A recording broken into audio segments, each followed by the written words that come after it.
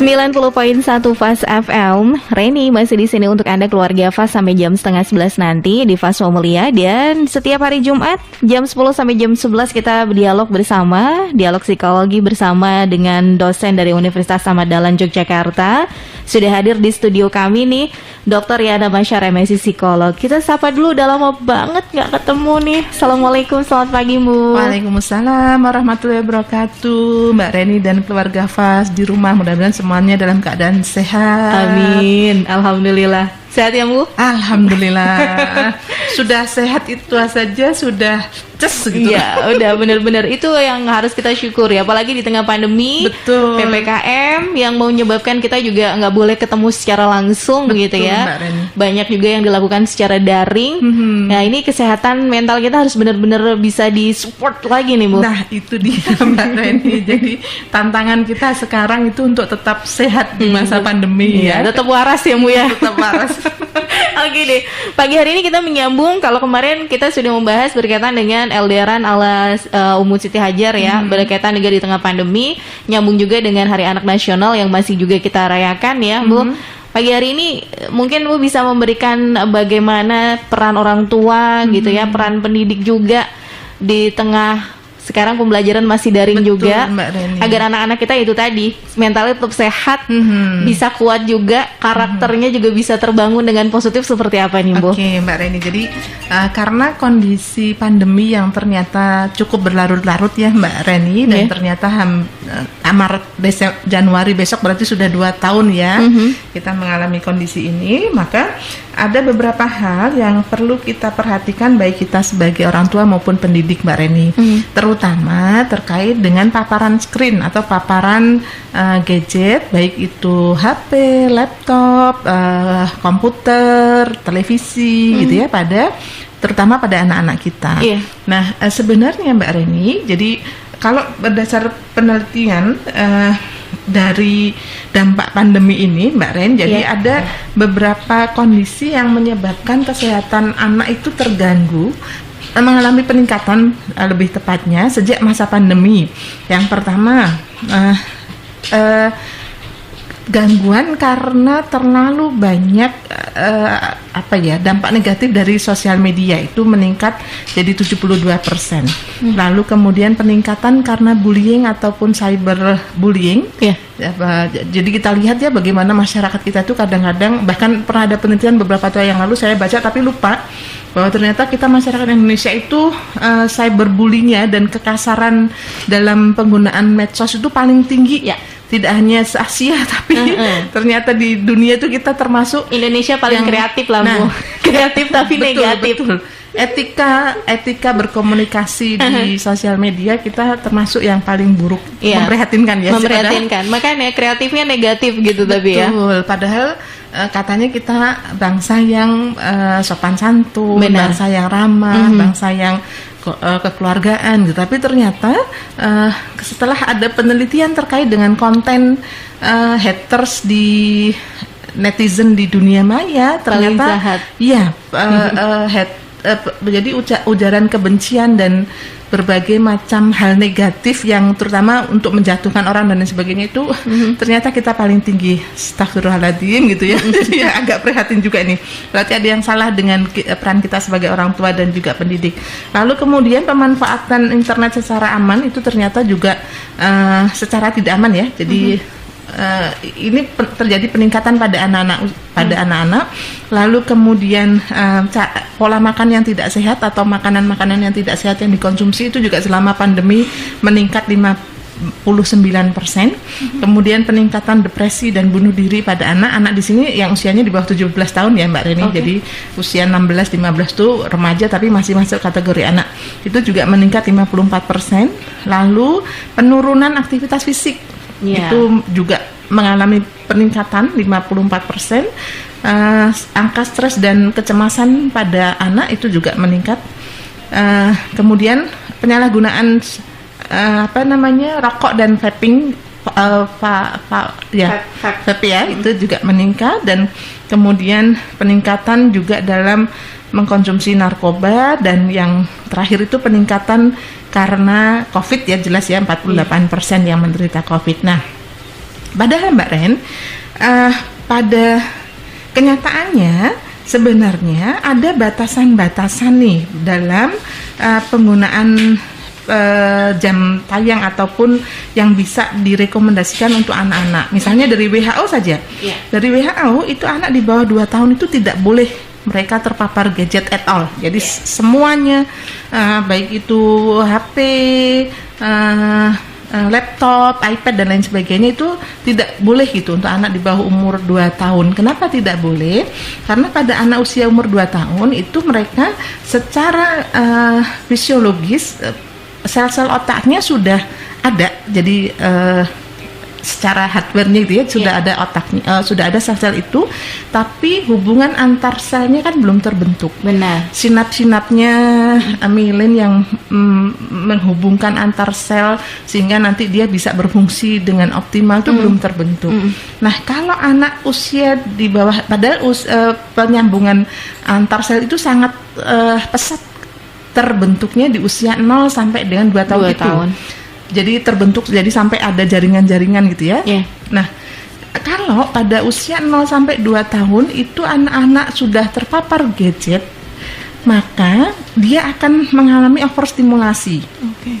Baik itu dari sisi radiasi, dari sisi cahaya, jadi untuk matanya, cahaya laptop dan HP ini kan sangat kuat ya. Kalau kita di tempat gelap, teman-teman lihat pada saat kita membuka HP atau laptop di tempat gelap itu kan cahayanya sangat kuat gitu, dan itu sebenarnya tidak bagus untuk mata kita orang dewasa, apalagi untuk anak bayi. Nah, kemudian juga termasuk pada saat anak-anak kita usia kecil itu mereka memegang gadget HP misalnya, maka anak akan mengalami keterbatasan gerak. Jadi yang bergerak hanya ujung-ujung jarinya saja. Padahal anak usia 0 sampai 2 tahun itu mereka sangat membutuhkan stimulasi alamiah supaya mereka bisa berkembang optimal, baik itu panca inderanya, otot-ototnya, gerak tubuhnya, keseimbangan dan lain sebagainya. Sangat dibutuhkan untuk banyak bergerak dan berinteraksi dengan alam secara natural. Jadi berinteraksi dengan manusia agar nanti terstimulasi kemampuan bahasanya, berinteraksi dengan banyak orang agar terstimulasi emosinya, sehingga nanti file-file emosi di otak anak itu bisa terisi dengan berbagai macam stimulasi dan interaksi yang terjadi gitu ya. Stimulasi gerak motorik supaya hardware otaknya yang berkaitan dengan kemampuan mengatur gerak motorik itu bisa terasah dengan baik gitu ya. Tapi kalau misalnya hanya gadget saja selama usia itu selalu banyak paparan dengan gadget, maka kan jadi terbatas. Jadi hanya diem, hanya nonton, tidak bergerak, tidak melakukan banyak aktivitas, tidak berinteraksi dengan orang, tidak dua arah gitu ya, tidak dua arah gitu, sehingga misalnya nih speech delay atau gangguan bahasa, ini kan bicara dan bahasa anak juga banyak yang mengalami hambatan. Saya menangani beberapa klien banyak mengalami hambatan karena itu orang tua terlalu banyak memberikan stimulasi gadget di usia-usia perkembangan yang kritis, usia 0 sampai 2 tahun gitu, sehingga tadi stimulasi untuk sel-sel otaknya jadi tidak terbentuk. Ada penelitian Mbak Reni yang sangat menarik, sudah pernah saya paparkan belum ya? Jadi penelitian terkait dengan anak yang mereka punya penglihatan normal, bayi usia lahir, tapi dia sebenarnya tidak cacat, tidak tunanetra gitu. Tapi ini kebetulan diuji cobakannya pada kucing. Anak kucing ini dia lahir dengan kondisi normal, tapi kemudian dia sengaja ditempatkan di tempat yang gelap pada usia 0 sampai dengan 3 tahun. Nah, 0 sampai 3 bulan, maaf. Apa yang terjadi? Ternyata walaupun pada saat dia lahir, si kucing ini lahir dalam kondisi otak saraf-saraf penglihatannya normal, tapi karena dia tidak mendapat stimulasi cahaya pada usia sampai usia 3 tahun, pas masa kritis perkembangan sel saraf otak pembentukan indera penglihatan, ternyata dia jadi buta. Jadi tidak terbentuk, jadi terputus antara mata dengan sel saraf yang ada di mengatur, itu terputus stimulasinya karena tidak terbentuk sinap-sinap, tidak terbentuk jalur-jalur yang menghubungkan bagaimana fungsi mata itu bisa kemudian diolah oleh si otak. Nah, kalau ini terjadi karena kita terlalu banyak, jadi ada aspek-aspek perkembangan lain ya pada anak usia dini yang itu tidak terasa karena kita terlalu banyak memberikan stimulasi gadget dibanding dengan stimulasi alamiah pada anak-anak kita, maka ini pasti akan sangat membahayakan perkembangannya. Benar. Nah, itu yang pertama. Jadi usia 0 sampai 2 tahun berusaha semampu mungkin bunda-bunda dan ayah di rumah gitu ya. Serepot apapun kondisinya, kita berusaha untuk tidak menggunakan gadget lah untuk ke anak-anak kita, apalagi untuk ngomong atau membuat anak kita diem. Tuh, saya sangat bersyukur bahwa anak saya besar dalam kondisi tidak ada gadget waktu itu gitu ya, sehingga alhamdulillah tidak mengalami betapa bahayanya gadget ini pada anak usia 0 sampai 2 tahun. Kemudian 3 sampai 5 tahun maksimal 1 jam Mbak Reni. 1 jam itu maksimal ya. Jadi tapi kita lihat kondisi pandemi ini banyak orang tua yang bekerja di rumah sehingga supaya tidak mengganggu pekerjaannya, supaya kegiatan yang lain bisa cepat selesai dan supaya anaknya tidak rewel gitu. Anaknya mau makan dikasih gadget sambil nonton gitu ya. Sambil nonton, sambil disuapin.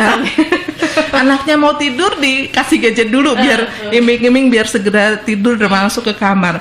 Anaknya mau nurut, mau mandi diiming-iming gadget gitu ya. Jadi aduh, ini kita harus segera mengganti pola ini dan kita kembalikan ke hal-hal yang memang harus dimiliki oleh anak kita. Jangan sampai sensitive period atau critical period dalam perkembangan anak ini hilang hanya karena kita sebagai orang tua tidak paham betapa gadget ini sebenarnya ancaman yang akan membuat anak-anak kita itu tidak cukup tangguh gitu tumbuh dan berkembang menjadi manusia-manusia yang optimal. Hanya karena di masa-masa kritis perkembangannya kita lalai dan lebih banyak menggantikan peran kita sebagai orang tua dialihkan kepada gadget. Nah, di usia 6 tahun Mbak Reni itu maksimal 2 jam. 2 jam tetap dengan pendampingan dan pengawasan penuh. Jadi walaupun misalnya sekarang daring, maka kita perlu juga mengkomunikasikan nih ke pihak sekolah gitu ya, supaya berusaha untuk sebelum anak usia 6 tahun itu ya maksimal pembelajarannya 1 jam saja. Nanti yang 1 jam mungkin bisa untuk psikoedukasi ataupun rekreasi anak di gadget. Jadi 1 jam mungkin materi sekolah, 1 jam lagi mungkin dia butuh semacam edutainment atau apa gitu untuk anak-anak kita. Itu untuk anak usia dini Mbak Reni. Nah, yang mulai remaja nih Bu. Yang remaja saya nggak ngomong ya karena orang tua pasti lebih sulit lagi nih untuk mengendalikannya. Lalu apa kenyataannya? Ternyata kenyataannya Mbak Reni dari hasil penelitian yang dilakukan ini 3-4 tahun itu 96% anak mereka menonton TV ataupun terpapar gadget itu 15 jam per minggu. 41% menggunakan tablet atau smartphone. 5-7 tahun mereka waktunya habis 13,5 jam per minggu. 66% bermain game dan 49% bermain tablet atau smartphone. Gitu. Jadi antara yang ideal dengan kenyataan ternyata sangat jauh gitu ya Mbak Reni. Nah, ini yang kemudian perlu kita perhatikan sebagai orang tua dan pendidik. Nah, bagaimana sih kita bisa mengantisipasi berbagai macam tantangan yang kita hadapi dengan kondisi yang memang mau tidak mau terjadi pada anak-anak kita di masa pandemi ini? Dampak gadget itu apa? Mbak Reni, menurut Mbak Reni dari hasil pengamatannya Mbak Reni. Mungkin jiwa sosialnya sedikit berkurang ya. Jiwa sosial berkurang. Terus juga mungkin spontanitas atau mungkin reaksi sama orang lain terkait dengan lingkungannya juga fokusnya jadi hilang kan. Betul. Karena fokus ke gadgetnya itu tadi. Jadi mungkin kalau dipanggil kalau dianu ngah-ngah gitu. Dan pastinya juga dia akan lebih sedikit emosinya agak naik mungkin kalau anak-anak sekarang ya, karena udah mulai hampir 2 tahun Bu bilang tadi. Betul. Kan semua apapun dilakukan lewat daring begitu. Sekarang kalau mungkin gadgetnya agak disimpan sedikit, dipindah tempat aja udah bingungin sendiri itu Mbak Reni. Betul Mbak Reni, dan kemarin baru dua hari yang lalu itu saya ada konsultasi, tapi saya tidak bisa menangani, saya minta untuk langsung ke psikiater. Jadi anak remaja SMP kelas 9, dia minta gadget baru ke mbahnya karena tidak dituruti, mbahnya dijambak, dibentur sampai ditimpuki barang gitu. Nah ini kan memprihatinkan ya, anak perempuan gitu. Miris sekali. Iya. Jadi memang benar seperti yang disampaikan oleh Mbak Reni, jadi emosinya lebih meledak-ledak, kemampuan untuk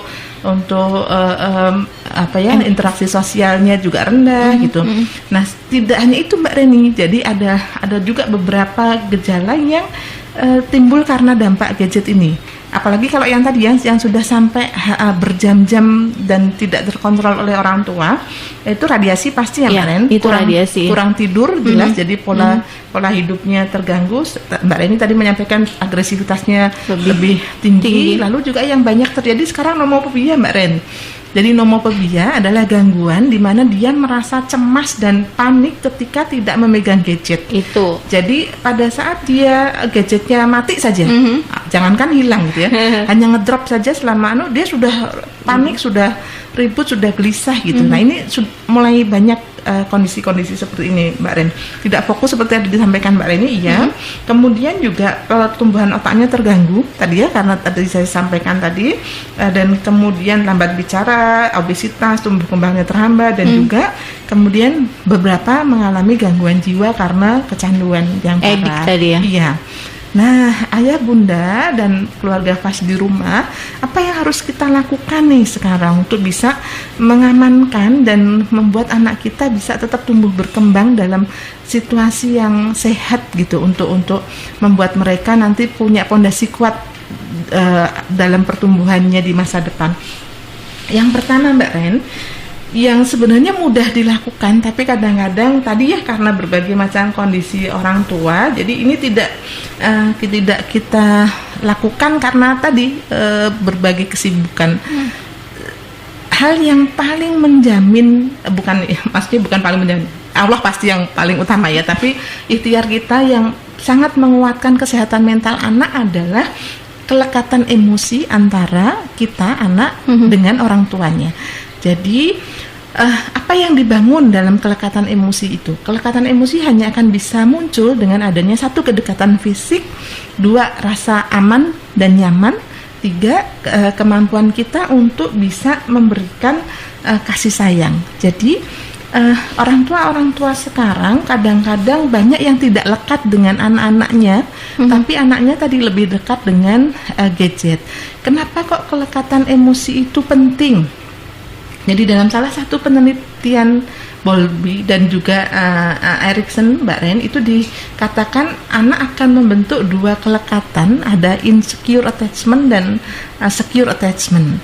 Secure attachment itu rasa kelekatan yang aman yang muncul ketika anak mendapatkan kasih sayang, pemenuhan kebutuhan, kehangatan, rasa aman gitu ya dari orang tuanya. Jadi anak usia 0 sampai dengan 1 tahun itu kan mereka nggak bisa apa-apa kecuali dibantu oleh orang tua ya, orang dewasa di sekitarnya. Nah, orang tua yang pada saat anak membutuhkan kehadirannya, entah itu karena dingin, ngompol, lapar, ada yang sakit dan lain sebagainya, lalu orang tua dengan serta-merta penuh kehangatan memenuhi kebutuhan yang anak butuhkan, maka dia akan muncul secure attachment, kelekatan yang aman. Jadi dia akan melihat, oh ternyata dunia tuh aman ya, ternyata aku terlindungi, ternyata aku terpenuhi kebutuhannya. Nah ini kemudian secara tidak disadari oleh anak akan membentuk persepsi bahwa dunia itu aman. Oh aku nggak apa-apa, aku jauh dari pengasuhku, dari ibuku, karena dunia itu aman. Nggak apa-apa aku lari-lari ataupun mengeksplor hal-hal baru gitu, karena dia yakin segala sesuatunya aman pada dunianya. Tapi sebaliknya Mbak Ren, anak-anak yang terbentuknya insecure attachment adalah anak-anak yang usia 0 sampai 1 tahun, itu dia seringkali mendapatkan ketidakpemenuhan kebutuhan, ataupun mendapatkan kekerasan baik fisik maupun psikologis gitu ya.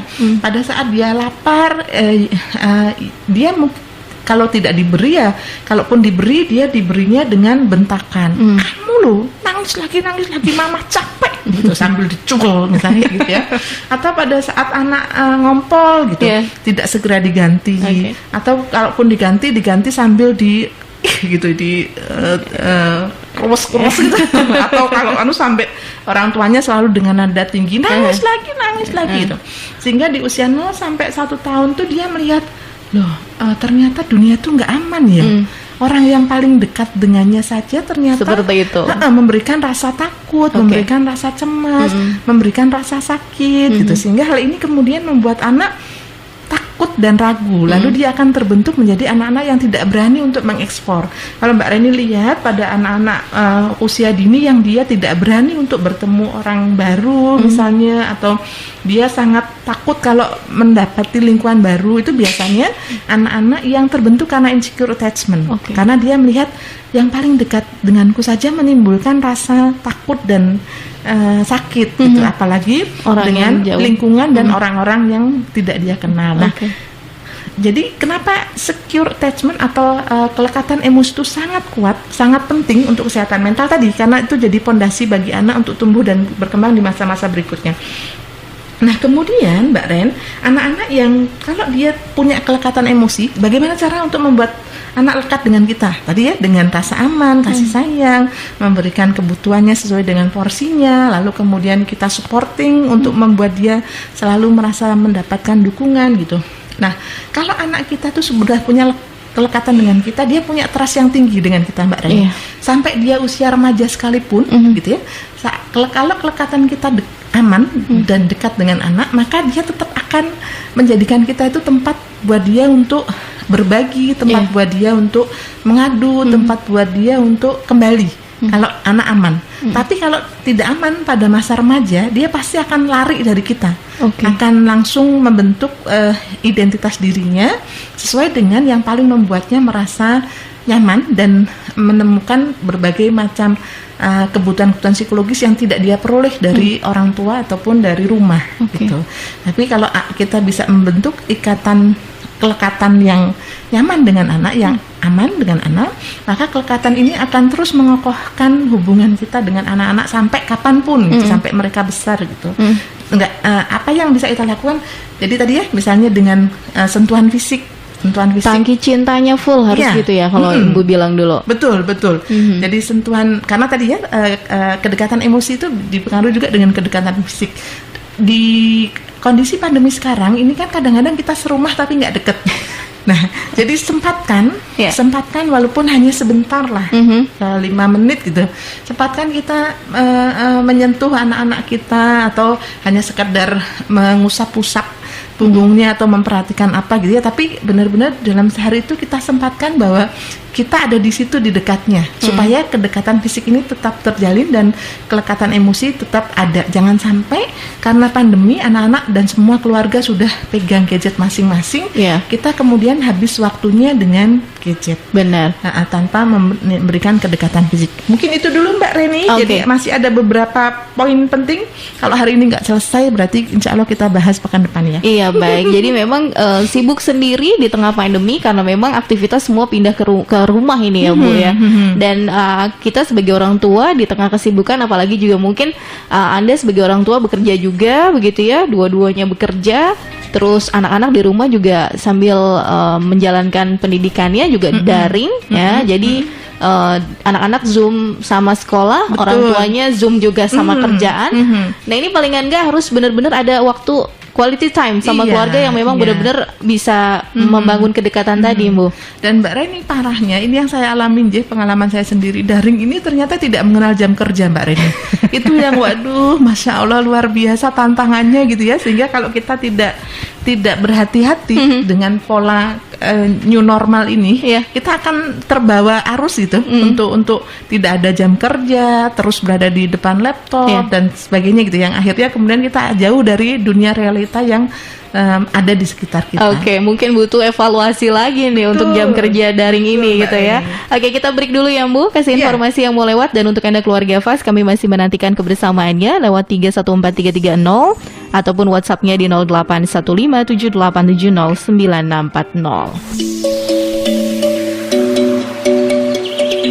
90.1 Fast FM Magelang.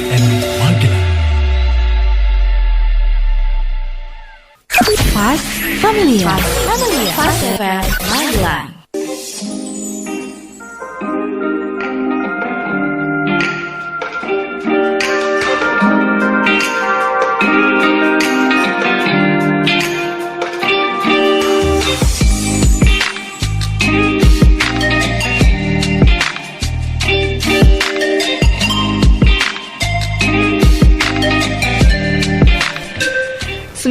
.1 Fast FM. Reni masih di sini untuk Anda bersama dengan Dr. Yana Masyar, dosen Universitas Ahmad Dahlan Yogyakarta. Kita masih membahas peran orang tua dan pendidik nih di tengah pandemi COVID-19, keluarga Fast untuk membangun karakter anak menjadi mental yang sehat, mental yang kuat, juga pola pikirnya juga bisa lebih berkembang begitu ya. Apalagi dengan paparan gadget yang luar biasa. Tadi Ibu Riana juga menyebutkan banyak penelitian yang semuanya meningkat ya, dari penurunan aktivitas fisik, terus pola makan juga yang jadi berantakan begitu ya, pemanfaatan internet secara tidak aman ini jadi meningkat juga. Tadi Mbak bilang 0 sampai 2 tahun itu sama sekali nggak boleh terpapar gadget. Padahal anak sekarang ya Mbak bilang tadi, di tengah kesibukan jadinya kepengennya biar anak-anak tuh lebih ngerti dunia luar, disetelin lah tuh YouTube. Betul. Terus yang lebih dari 2 tahun itu juga penggunaannya lebih lama lagi ya. Ini sekaligus juga menjawab dari Ibu Mita yang ada di Temanggung. Ibu, tadi yang untuk maksimal penggunaan gadget apakah termasuk juga dengan nonton TV? Monggo Bu dijawab. Ya. Terima kasih Bu Mita. Jadi TV itu termasuk screen atau gadget yang dalam segala bentuknya, gitu ya. Jadi diharapkan TV pun pada anak usia 0 sampai 2 tahun itu diminimalkan. Kalau di saran WHO tidak sama sekali, termasuk TV. Itu kenapa begitu? Karena kita rasakan sendiri, nonton TV itu kan sebenarnya menghabiskan waktu tapi tidak terasa. Hari Ahad kalau zaman kita kecil dulu ya, hari Ahad itu bisa dari pagi sampai siang full cuman di depan TV, lupa mandi, lupa makan gitu, hanya nonton Doraemon dan teman-temannya gitu ya. Nah, ini juga sebenarnya diharapkan tidak, Bu Mita, apalagi pada anak usia dini ya. Jadi ini bahasan kita fokusnya pada anak usia dini. Kenapa? Tadi karena sebenarnya semua sel dalam tubuh anak, baik otak maupun sel-sel di organnya itu butuh stimulasi alamiah, bergerak, berinteraksi, kemudian dia melakukan banyak aktivitas dengan meraba, merangkak dan lain sebagainya, yang sebenarnya itulah secara fitrah yang akan menguatkan berbagai macam koneksi dan juga pertumbuhan sel-sel tubuhnya. Kalau di depan TV tadi ya tidak terasa, ternyata dalam sehari ibunya sibuk ngajar, itu kan saya ya yang sibuk ngajar. Ibunya sibuk kerja online atau sambil masak, sambil nyuci, sambil beres-beres, anaknya suruh nonton TV, nggak terasa waktunya ternyata banyak yang tersita di depan TV dan stimulasi alamiahnya jadi tidak tersampaikan dan optimal ya. Gitu ya. Okay. Begitu Bu Mita. Oke, baik. Jadi sebenarnya Bu, yang mungkin bisa kita lakukan adalah, kan kalau udah jadi edik ya, udah kebiasaan, itu pasti kan ada risiko yang harus kita lihat juga. Betul. Ya Bu, yang kita rasakan. Betul. Nggak harus langsung dihilangkan, tapi mungkin dialihkan gitu Bu. Ketika kita untuk penggunaan gadget tadi yang berlebih. Kalau sudah edik, iya. Kalau sudah edik sebaiknya malah ada kayak detox. Gitu. Jadi dihilangkan, harus benar-benar. Kalau sudah edik, beberapa langkah yang dilakukan kalau pelan-pelan dikurangi itu tidak terlalu efektif untuk edik, Mbak Reni. Jadi kayak edik narkoba gitu, memang harus dihilangkan. Penanganannya bukan dengan sedikit-sedikit dihilangkan, karena nanti sedikit-sedikit itu jadi semakin menguatkan. Jadi kalau sudah edik, benar-benar edik, salah satu terapinya harus detox.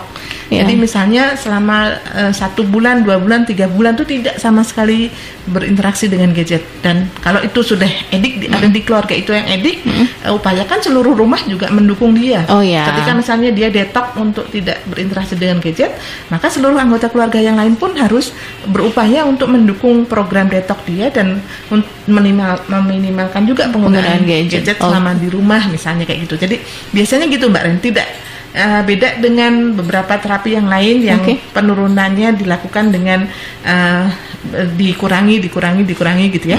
Tapi kalau sudah edit gadget biasanya memang harus detop untuk tidak menggunakan sama sekali. Oke, baik. Ini karena memang waktunya sudah hampir habis, kita masih akan bersambung ini untuk Jumat depan ya. insya Bu, Allah. insya Allah Jumat depan kita mulai jam 8 pagi ya Bu ya, Oh, untuk bulan iya. Agustus ya ini. Iya, Jadi iya. keluarga Fas bisa lebih kasih lagi. Wah.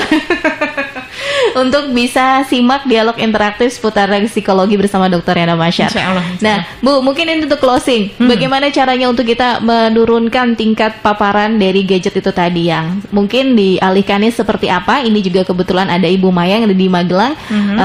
Kasih saran dong Ibu untuk kita sebagai orang tua. Apakah untuk mulai bercerita via dongeng ya dengan buku-buku bergambar ini juga bisa menjadi stimulasi yang aman bagi anak-anak ketimbang nonton lewat HP. Terima kasih. Ya, ini sekaligus Bu closing ya, Mayang. Bu. Oke, ya. Terima kasih banyak Bu Mayang. Ini pasti satu pertanyaan yang juga banyak ditanyakan ya oleh orang tua. Apa yang harus dilakukan untuk mengalihkan anak dari gadget? Yang pertama, Mbak Reni, yang bisa kita lakukan untuk menjawab Bu Mayang adalah upayakan kita sebagai orang tua itu tidak mendadak jompo. Jadi seringkali problemnya adalah pada anak-anak itu kan fitrahnya bermain. Iya. Nah, Pak, anak-anak itu sebenarnya mereka jauh lebih tertarik dengan kita. Fitrahnya, iya, benar. Mbak Reni ya, fitrahnya itu lebih tertarik dengan kita daripada dengan gadget. Yang jadi penyebar utama gadget ke anak itu kan kita. Jadi kalau kita dimintai tanggung jawab sama Allah, kalau di hukum undang-undang narkoba itu yang pengedar dan pengguna lebih berat pengedar ya. Nah, Iya. kita mungkin akan Lebih berat. Nah, lebih berat nanti dihukum oleh Allah karena kita jadi pengedar gadget pada anak. Yang pertama kali yang harus kita lakukan adalah tidak mendadak jompo. Oke. Jadi ketika anak kita ngajak kita bermain, ketika anak kita butuh untuk waktu bersama, mereka memuaskan rasa ingin tahunya dengan selalu bertanya ke kita gitu. Niatkan bahwa kita sudah taubatan nasuha untuk tidak menjadi pengedar gadget ke anak-anak gitu ya.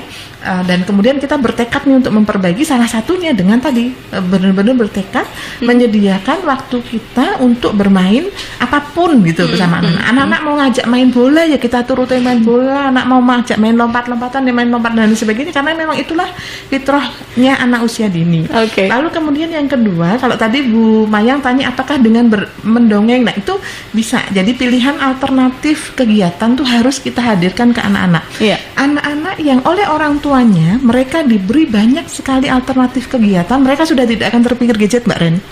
Jadi Benar. ketika di rumah itu kita bisa menyediakan rumah sebagai arena bermain buat anak yang mengasihkan dan kita terlibat di sana, anak-anak insya Allah sudah tidak tertarik dengan gadget. Dia pasti fitrahnya anak untuk memainkan permainan yang menantang, ada interaksi, ada gelak tawa, ada Benar. kehangatan, ada pelukan, itu pasti akan jauh lebih membahagiakan dan menarik buat anak dibanding dia bermain sendiri sebenarnya. gitu ya. Sebenarnya itu. Nah, sehingga kemampuan kita untuk mengalihkan dan memberi alternatif berbagai macam kegiatan itu sangat penting, Bu Mayang. Jadi, siapkanlah di rumah itu, misalnya kalau anak kita memang masih usia dini, monkey bar yang bisa dijadikan panjat tebing untuk anak kita. Iya.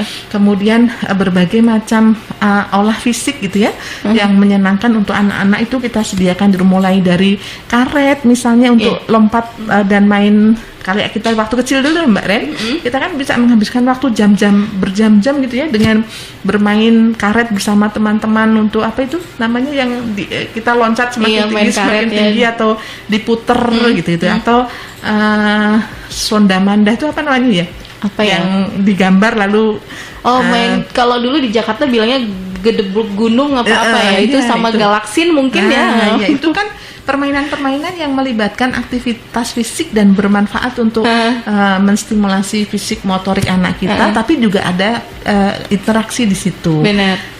Kemudian juga selain alternatif kegiatan, kita bisa mengenalkan berbagai macam permainan-permainan tradisional.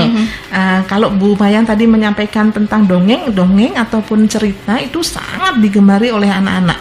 Maka berupayalah untuk membuat anak-anak kita memang dekat dengan kita melalui dongeng. Oke. Dan di dalam cerita, ketika kita bisa memilihkan cerita-cerita yang berkualitas, ya, yang tidak ada tahayulnya, tidak ada mencekoki anak-anak kita dengan nilai-nilai yang tidak kita sadari, dongeng tentang Nyi Roro Kidul misalnya itu.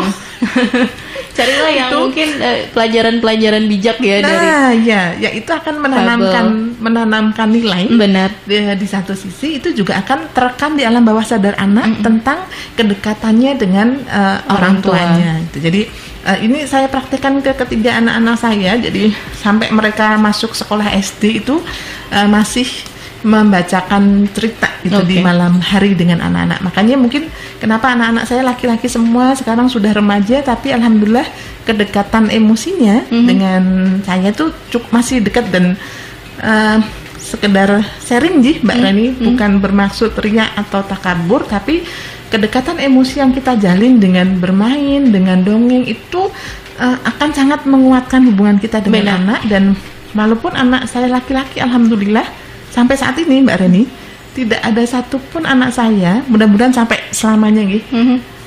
Saya sangat bersyukur Allah memberikan anugerah ini.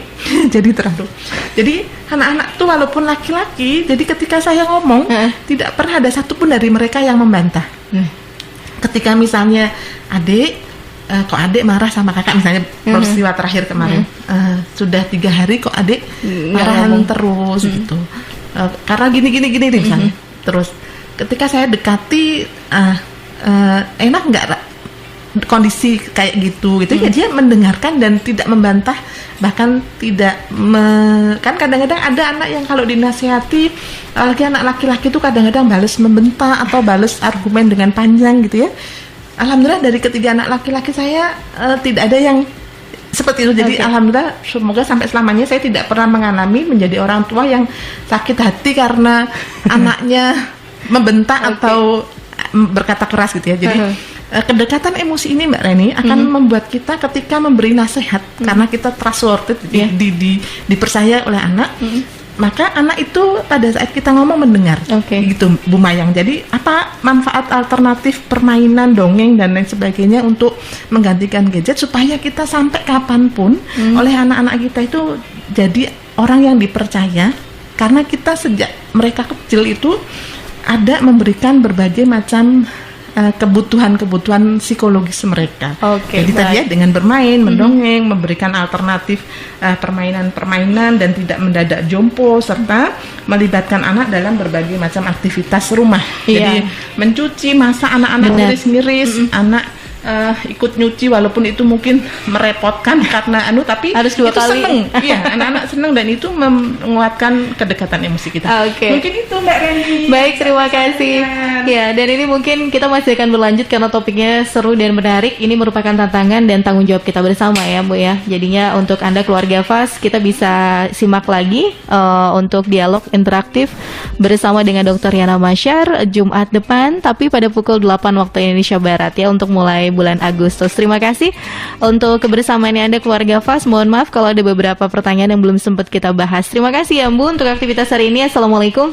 Waalaikumsalam warahmatullahi wabarakatuh. Baik, demikian tadi keluarga FAS Family yang masih akan lanjut sampai jam 10:30 nanti. 92,2